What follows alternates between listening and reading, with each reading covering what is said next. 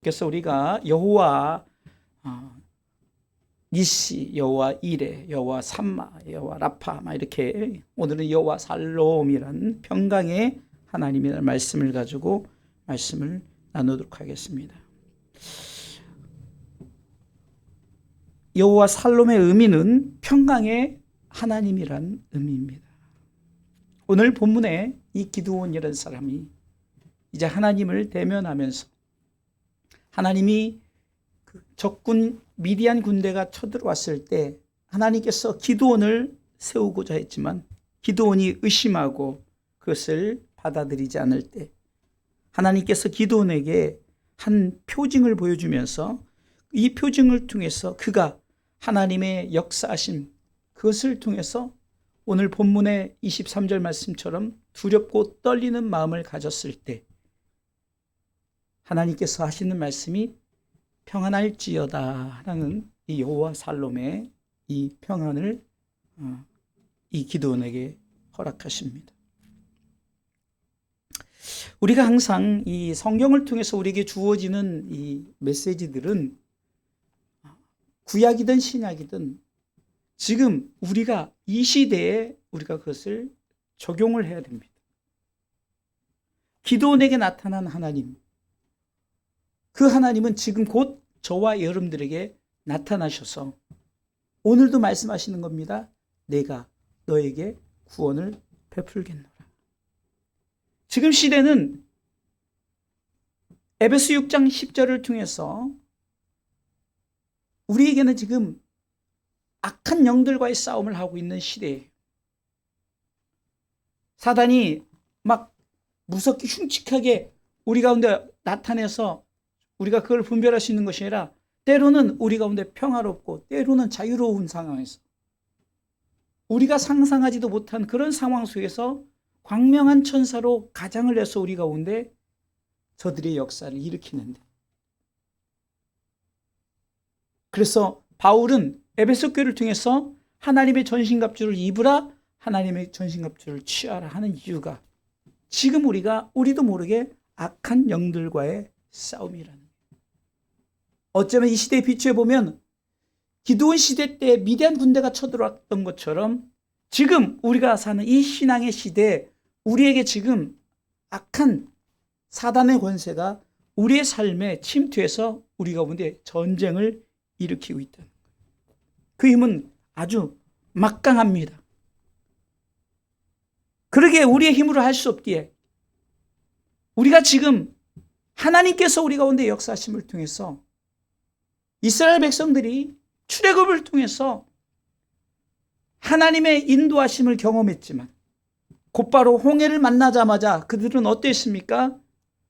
원망하고 하나님에 대한 불평불만이 있었어요. 그러나 하나님은 저들을 구원해 주십니다.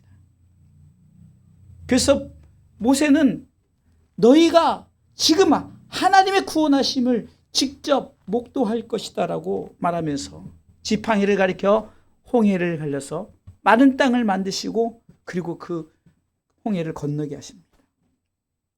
성경에 보면 이렇게 하나님께서 구원의 역사를 우리 가운데 많이 보여주시는데 바로 이런 구원의 역사는 바로 이 시대에 우리에게 무엇을 보여주고자 합니까? 바로 우리가 예수 그리스도를 믿음으로 구원받는 이 구원받은 백성들이 이 구원에 대한 기쁨과 이 감사와 감격으로 살아야 되는데 망각해버리고 때로는 그것에 대해서 심지어는 외면해버리기까지 하는 이 시대를 살고 있습니다.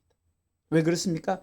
사단이 이 시대를 통해서 너무나도 우리 가운데 웰빙, 행복한 삶, 이 행복이 하나님 앞에 드리는 하나님 앞에 경외함보다 더 중요하게 만들고 세상에 우리가 먹고 마시고 즐기자 하는 것처럼 그런 것에 너무 빠져버린 이 시대에 하나님은 지금도 우리 가운데 이 구원의 초점을 맞춰서 오늘도 여호와 샬롬 평강의 하나님이 우리 가운데 기도원을 통해서 말씀하시는 이 말씀이 저와 여러분들에게 말씀하시는 음성으로 듣고 오늘 말씀을 통해서 다시 한번 나 자신이 여호와 샬롬 평강의 하나님을 경험하시기를 주님의 이름으로 축원합니다. 기드온이 하나님 앞에 분명한 사명감을 받았는데 그는 그것을 받아들이지 못했어요. 오늘 본문의 말씀해 보니까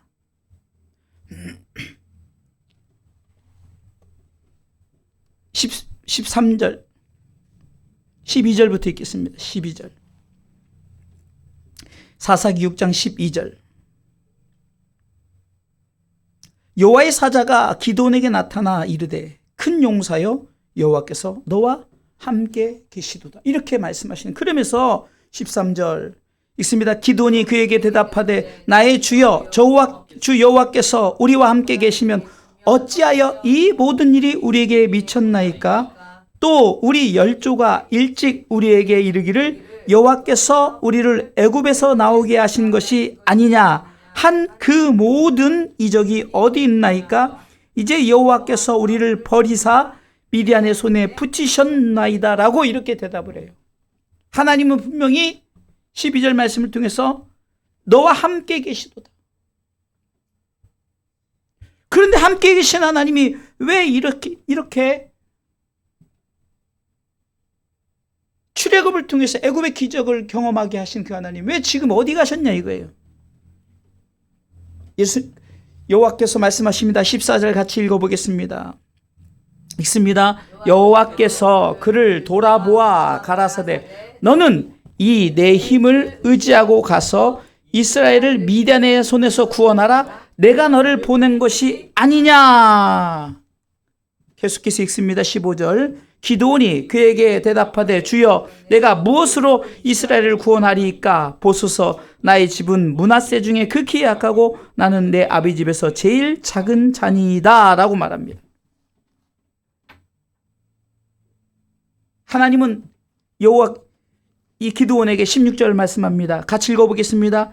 여호와께서 그에게 이르시되 내가 반드시 너와 함께하리니 내가 미디안 사람 치기를 한 사람을 치듯 하리라. 그때 기드온이 읽습니다. 기드온이 그에게 대답하되 내가 주께 은혜를 얻었사오면 나와 말씀하신 이가 주 되시는 표징을 내게 보이소서 하고 표징을 보여줍니다. 같이 읽습니다. 내가 예물을 가지고 다시 주께로 와서 그것을 주 앞에 드리기까지 이곳을 떠나지 마시기를 원하나이다. 그가 가로되 내가 너 돌아오기를 기다리리라. 기드온이 가서 염소 새끼 하나를 준비하고 가루 한 에바로 무교 전병을 만들고 고기를 소쿠리에 담고 국을 양푼에 담아서 상수리 나무 아래 그에게로 가져다가 드리매 하나님의 사자가 그에게 이르되 고기와 무교 전병을 가져 이 반석 위에 두고 그 위에 국을 쏟으라. 기드온이 그대로 하니 여호와의 사자가 손에 잡은 지팡이 끝을 내밀어 고기와 무교 전병에 대매 불이 반석에서 나와 고기와 무교 전병을 살랐고 여호와의 사자는 떠나서 보이지 아니한지라. 이런 표징을 보여줬단 말이에요. 그러니까 두려운 거예요.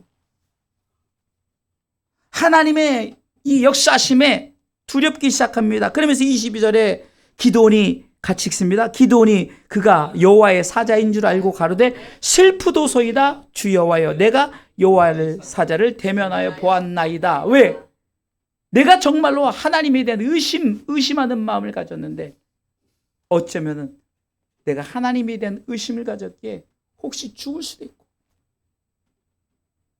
하나님 앞에 내가 정말로 하나님 믿지 못하고 하나님의 미디안 사람 치기를 그 많은 메뚜기같이 중대한 그 사람들 한 사람 치듯 하나님의 약속을 기드온은 의심한 거예요. 어쩌면 우리가 읽었던 이 말씀을 통해서 우리는 하나님이 우리를 구원하심에 대한 의심을 하고 있지는 않습니까? 어떻게 하나님이 어떻게 인간으로 와가지고 어떻게 십자가에 죽고 어떻게 사흘에 부활하고 그리고 나를 구원한다고? 예수님 시대 사람들도 그것을 다 처음엔 우리가 찬양 드렸던 것처럼 호산나 호산나 다윗의 자손 찬송하려다 막 그 종려나무 가지고 겉옷을 깔고 그렇게 했지만 그러나 힘없이 십자가 달리니까 무슨 메시아가 저래. 우리의 삶 가운데 하나님의 구원을 우리는 의심할 때가 있다는 거예요. 그러니까 왜 23절 말씀처럼 왜 이 기드온이 평강을 얻지 못하고 평안을 얻지 못하고 두려움을 가졌을까? 의심했기 때문에. 우리가 천국의 소망을 갖고 예수 그리스도를 믿음으로 말미암아 구원받는 이 사실을 우리가 왜 믿지 못하고 의심합니까?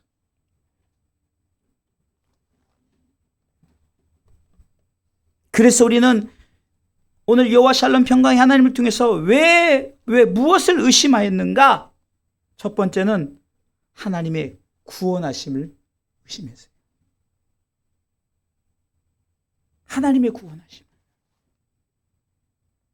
하나님은 이스라엘 백성들을 구원하시고자 이미 출애굽 시대 때 이스라엘 백성이 정말로 힘들고 어려운 그런 상황 속에서 정말 얼마나 저들이 갈급한 마음을 가지고 하나님 앞에 호소했습니까? 저들이 정말로 우리가 너무 힘들어요. 우리가 너무 이 고통 가운데 있어요. 이 고통의 문제를 어떻게 하나님. 그래서 우리가 잘 아는 출애굽기 3장에 보면 7절로 8절, 출애굽기 3장 7절로 8절에 보면 읽습니다. 여호와께서 가라사대 내가 애굽에 있는 내 백성의 고통을 정령히 보고 그들이 그 간역자로 인하여 부르짖음을 듣고 그 우고를 알고, 중요한 것은 하나님은 다 우리를 우리가 죄 가운데 우리가 이제는 멸망받고 지옥 갈 수밖에 없는 그 영혼임을 안 거예요. 그래서 8절 말씀 읽습니다. 내가 내려와서 그들을 애굽인의 손에서 건져내고 그들을 그 땅에서 인도하여 아름답고 광대한 땅, 젖과 꿀이 흐르는 땅, 곧 가나안 족속, 헷 족속, 아모리 족속, 브리스 족속, 휘 족속, 여부스 족속의 지방에 이르려 하노라. 이 약속 생각해 보세요. 이들이 지금 어떤 상황이에요? 노예. 한두 명이 아니라 나라 자체가 노예예요. 식민지 생활하고 있는 거예요. 모세조차도 떨기나무 아래 부르시는 그 장면 속에서 내가 어떻게 하나님의 구원은 이미 아담과 하와가 범죄했을 때부터 하나님은 계획하시고 작정하신 줄 믿으시기 바랍니다. 왜 두려워합니까? 왜 의심합니까? 여호와의 구원에 대한 의심이에요. 하나님은 우리를 구원하시고자 독생자 아들 예수 그리스도를 보내신 분인 줄 믿으시기 바랍니다.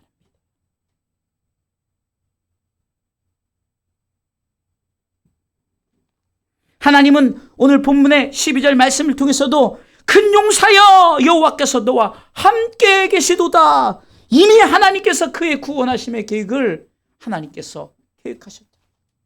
이스라엘 백성의 구원의 계획을 하나님이 계획하셨는데 우리는 그 구원에 대한 의심을 갖기 때문에 우리의 신앙의 삶에 두려움을 갖고 있습니다. 두 번째, 왜? 두 번째는 하나님께서는 오늘 본문에 이 기드온을 통해서 사명을 주셨습니다. 사명을. 내가 너를 구원자로 쓰리라. 다시 말해서 내가 너를 이 시대의 복음 전파자로 쓰리라. 외치라. 선포해라. 네가 하는 것이 아니라 내가 하겠다. 네가 그 많은 미디안 군대를 한 사람 치듯이 내가 하겠다라는 거예요. 왜 그렇습니까? 하나님이 주신 사명을 잃어버렸기 때문에. 하나님의 구원하심에 대한 하나님은 누구를 선택했습니까? 기드온이라는 사사를 선택했어요. 그 당시 사사들이 역사를 하면 하나님께서 그 적군의 손에서 구원해 주셨어요. 사사시대 때는 저들의 소견은 옳은 대로 행했기 때문에 하나님을 찾지 않고 자기 생각대로 살아가던 그 시대, 저런 사람들 앞에 내가 어떻게 이 문제를 해결할 수 있겠습니까? 하나님의 구원하심은 지극히 작은 자 한 사람을 통해서 역사하시는 줄 믿으시기 바랍니다. 다윗 보세요. 목동이었어요. 그러나 하나님께서는 그를 이스라엘의 성왕으로 세우기까지 얼마나 많은 연단과 고난을 당했습니까? 다윗 왕의 시대를 보라고 성경은 말씀하고 있는 것이 아니라 다윗이 하나님을 경외하며 그 나라를 든든히 세우기까지 하나님의 역사하심을 통해서 이 시대에 과연 우리에게 무엇을 말씀하시고자 하는 겁니까? 그것을 하는 거예요. 베드로 얼마나 연약합니까? 어부였어요. 그리고 그는 예수님 잡혀가자마자 모른다 부인하고 저주까지 하면서 사명을 잃어버렸어요. 그런 하나님께서는 부활하사 그를 만나서 다시금 사명을 주십니다. 네가 이제 복음을 위해서 순교할 것이다. 내 양을 먹이라. 내 어린 양을 먹이라. 내 양을 먹이라. 주님이 만나주셨어요. 하나님의 구원의 역사를 통해서 우리 한 사람 한 사람들은 쓰임받는 존재라는 거예요. 분명히 하나님께서 내가 너와 함께 하리라는 그 약속을, 내가 너를 통해서 내 뜻을 이루리라.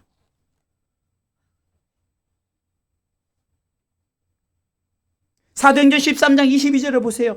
왜 사울을 패했습니까? 사울 왕도 하나님이 쓰시고자 하나님께서 세웠지만 패했어요.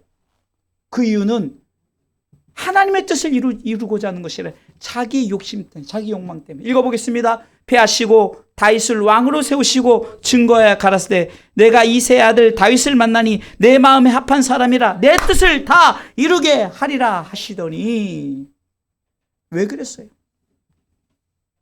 사명을 주십니다. 너를 통해서 내 뜻을 이루라. 역사적으로 다윗의 자손 예수 그리스도가 이 땅에 오시지 않았습니까? 이것은 히스토리입니다. 픽션이 아니에요. 거짓말이 아니면 난 픽션이에요. 실화예요.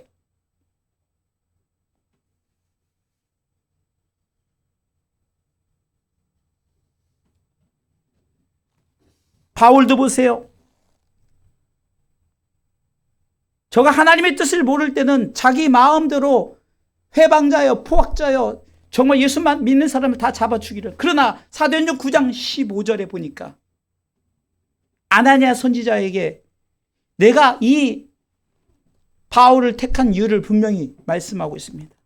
같이 읽습니다. 주께서 가라사대 이 사람은 내 이름을 이방인과 임금들과 이스라엘 자손들 앞에 전하기 위하여 택한 나의 그릇이라. 왜 기도원이 마음의 평강을 갖지 못했다고요? 사명을 잃어버렸기 때문에. 내가 너를 통해서 반드시 내 구원을 보이리라 약속했는데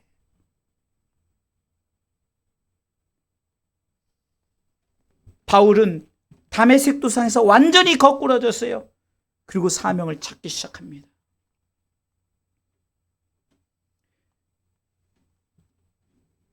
지난번에 말라기 4장 2절을 통해서 치료의 광선을 얘기할 때 갑자기 성경 읽는데 이 구절, 이 사도행전 9장의 내용이 생각이 나면서 이상한데 왜 사울이 빛을 봤는데 눈이 멀었을까? 레이저를 맞은 거예요. 아니 레이저를 맞으면 치료해야 되는데 왜 소경이 됐을까? 제가 이 레이저 치료를 받았잖아요. 레이저 치료. 여러분들 진짜 끔찍합니다. 이 생각해보세요. 여러분 눈을 막 까놓고서나 이 레이저 치료할 때 있잖아요. 여기 막 사람 놀래서니까 이게 머리 이렇게 묶어놔요. 이렇게 여기 이렇게 딱 대고 머리를 묶어요. 그것도 모자라서 사람이 이렇게 깜짝 움직이니까 간호사가 옆에서 막 이 머리를 잡고 있어요. 왠지 아세요? 눈을 까놓고 거기다 레이저를 빵빵빵 쏘는데 한 150번 쏴요. 어떤 것은 그냥 느낌이 없는 거 있지만 어떤 것은 그냥 이 신경을 깜짝 놀라가지고 막 주춤 그래요. 아니 왜 빛을 봤는데 빛 대신 예수님을 만났는데 눈이 멀었을까? 근데 제가 딱 그 말씀, 이 말라기 4장 2절 말씀을 통해서 왜 의로운 해가 떠올라서 치료의 강선을 맞았는데 왜 눈이 멀었을까? 눈이 멀어요. 그러니까 죽어야 산다는 말이, 바울이 내가 죽어야 산다는 말이 고린도전서 15장 31절 나는 날마다 죽노라. 그게 무슨 말인가 했더니 그 육은 새롭게 죽이고 그 영이 살아나게 하기 위해서 레이저 광선을 맞은 거예요. 그래서 그 속에 있던 어쩌면 이 바울의 인간적인 모든 것이 레이저 광선을 통해서 육은 눈이 멀었지만, 그래서 막 이렇게 안 보이고 막 그렇게 하지만 아나니아 선지자를 통해서 분명히 세워주시요. 눈을 회복시켜주시요. 눈을 뜨게 하잖아요. 아, 그렇구나. 육의 눈이 잠시 어두웠을 때 정말로 나 자신의 연약함과 나 자신의 부족함을 깨닫고 다시금 그 어두운 상황 속에서 사명감을 갖기 시작했어요. 그리고 그는 아라비아 광야로 3년 동안 또 연단받고 그 후에 와서는 정말로 유럽 세계를 돌아다니면서 복음 전도자로 쓰임받지 않았습니까? 바로 이거예요. 사명을 잃어버렸다가 빛 대신 예수 그리스도를 만남으로 사명감을 가졌어요. 그러니까 두려움이 없는 거예요. 이 바울이 눈이 어두웠을 때 얼마나 두렵겠냐고요. 그런데 아나니아 선지자를 통해서 눈을 뜨게 하니까 광명한 이게 모든 것이 보이니까, 아, 하나님이 이래서 나에게 이 어둠을 허락해 주셨구나. 이 빛을, 그래서 이사야 60장에 보면 일어나라 빛을 발하라, 이런 의미를 스스로 몸소 경험하게 된 거예요. 기도원이 바로 그겁니다.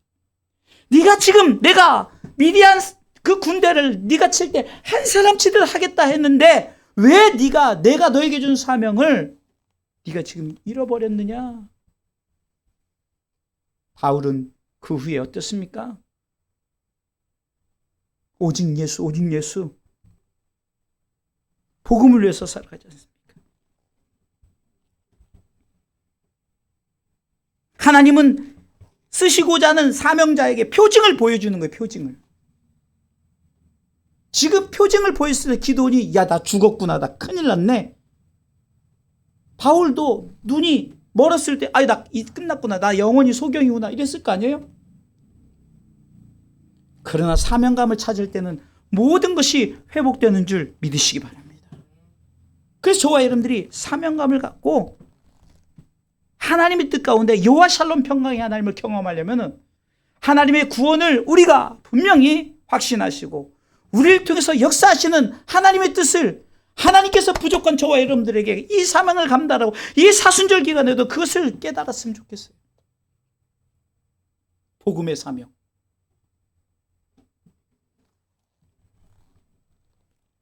분명한 이 사명을 가지고 우리는 다시 한번 여호와 샬롬 평강의 하나님을 경험하시기를 주님의 이름으로 축원합니다. 아멘. 세 번째 보면요.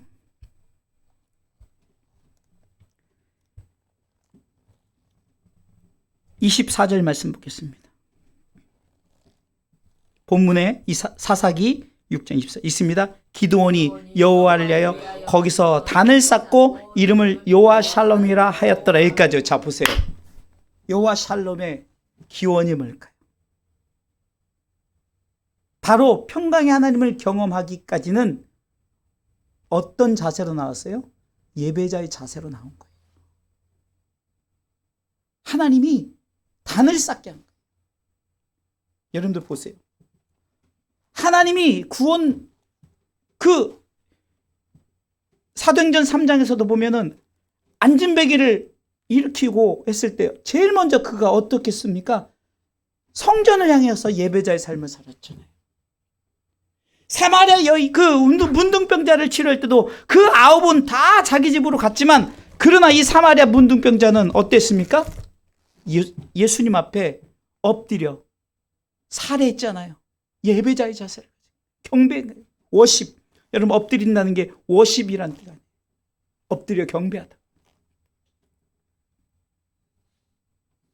평강의 하나님을 경험하려면 예배를 통해서 예배자의 삶을 사시길 주님의 이름을 축원합니다.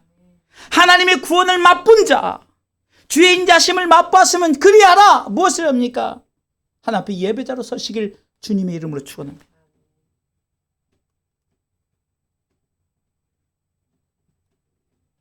시편 50편 22절에도 보면은 하나님을 잊어버린 너희여 이를 생각하라. 무엇을 생각하라? 하나님을 잊어버렸는데 뭐로 하나님이 뭘 생각하냐면 23절에 보면 감사로 제사를 드리는 자, 감사로 제사, 예배에 나오죠. 한마디로 이 말씀은 뭡니까? 22절부터 띄워주세요. 20. 하나님이 잊어버린 너희여 이제 이를 생각하라. 그렇지 않으면 내가 너희를 찢으니 건질 자 없어. 이 시대에 우리가 이 말씀을 우리가 되새김질해야 돼. 예배를 하나님 잊어버린 너희여 이제 이를 생각하는 건 네가 하나님에 대한 구원의 감격과 감사에 살죠. 내가 너를 통해서 하나님의 역사에 구원하심을 경험하고 너를 통해서 하나님의 역사를 이루고자 하는데 왜 네가 하나님 앞에 내 앞에 드려질 예배를 잊어버렸느냐. 그러면서 23절 감사로 제사를 드리는 자가 나를 영화롭게 하나니 그 행위를 옳게 하는 자에게 내가 하나님의 구원을 볼. 그 예배 행위를 통해서 기드온이 나는 죽겠다라고 했을 때 걱정하지 말아라. 너에게 평강을 주겠다. 그런데 어떨 때 평강을 줬다고요? 기드온이 23절에 단을 쌓았을 때. 여호와를 위하여 단을 쌓았을 때. 본문의 24절이죠.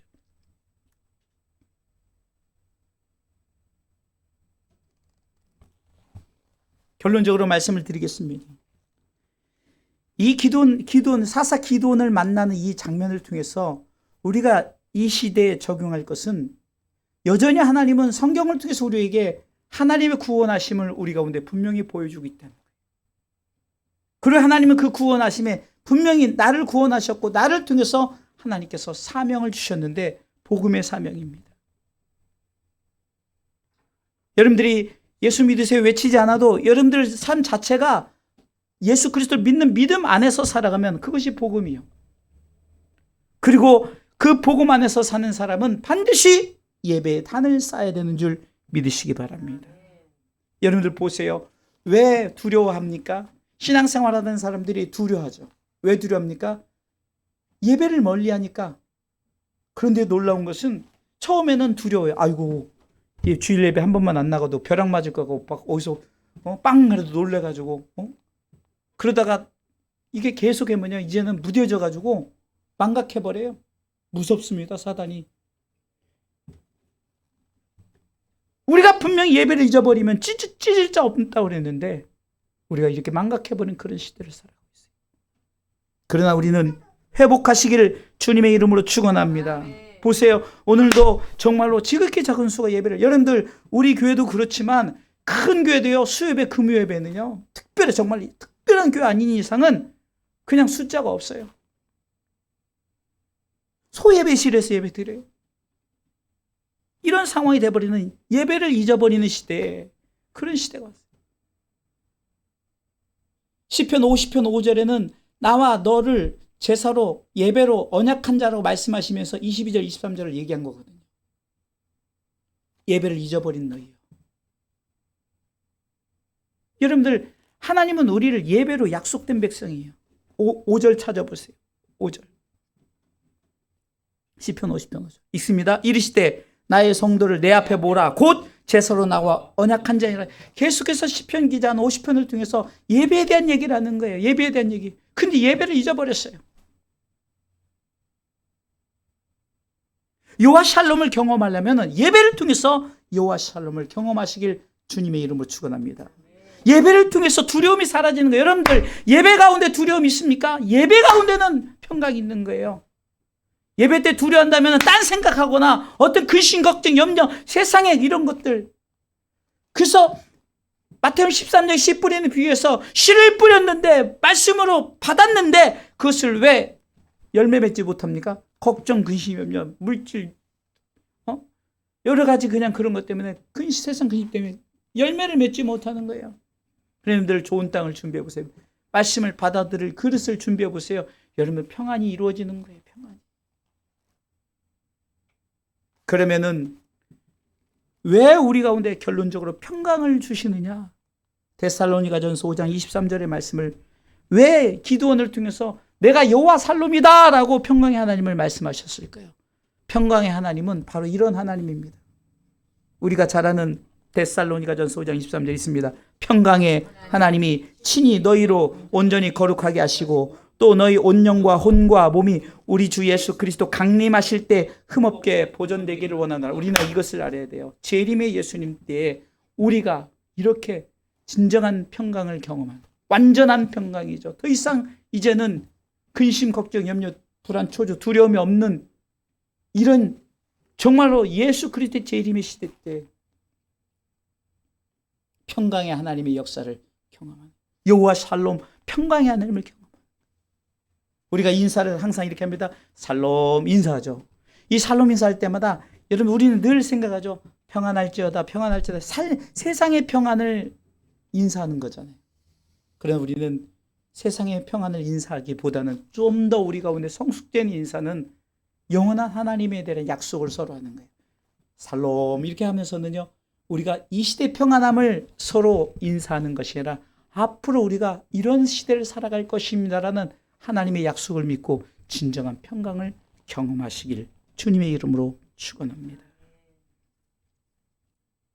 하나님은 이렇게 기도원을 통해서 역사하셨던 이 역사가 지금 이 시대 우리 가운데 무엇을 말씀하시고자 하는 것을 기억하면서 진정으로 우리가 다시 한번 여호와 샬롬 평강의 하나님이 우리 가운데 분명히 왜 이렇게 평강의 하나님을 보여주는가를 기억하면서 안심하라 내니 두려워 말라 했던 주님이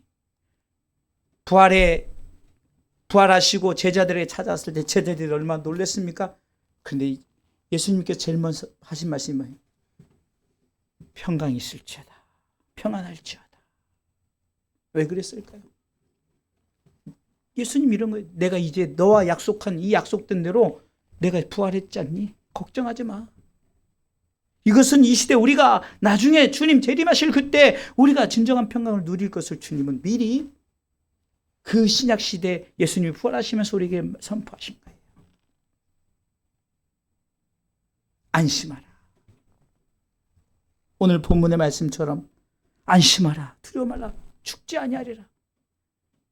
물론 그 당시에 기드온이 죽을까 봐 그랬던 거지만 영생을 얘기하는 거 아니겠어요? 우리가 모든 것을 한번 깊이 생각해 보세요. 영생을 말씀하시는 거예요. 죽지 않는다는 거예요. 우리 영원히 사는 줄 믿으시기 바랍니다.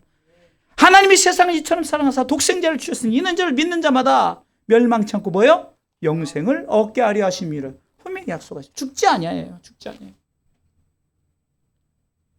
지금 이 시대 기드온 시대 제가 뭐 히스토리를 얘기해봤자 무슨 소용이 있겠어요? 하나님은 우리 가운데 영생을 허락하신 데살로니가서 5장 23절의 말씀 우리 가운데 이루어질 것을 우리는 기드온 시대를 통해서 우리 가운데 이 시대에 약속하시는 평강의 하나님의 약속의 메시지로 받아들이고 우리는 결코 죽지 않고 영생의 영원한 하나님의 나라의 백성됨을 믿고 믿음으로 승리하시기를 이 사순절 기간에 그것을 바라보면서 믿음으로 승리하시기를 주님의 이름으로 축원합니다.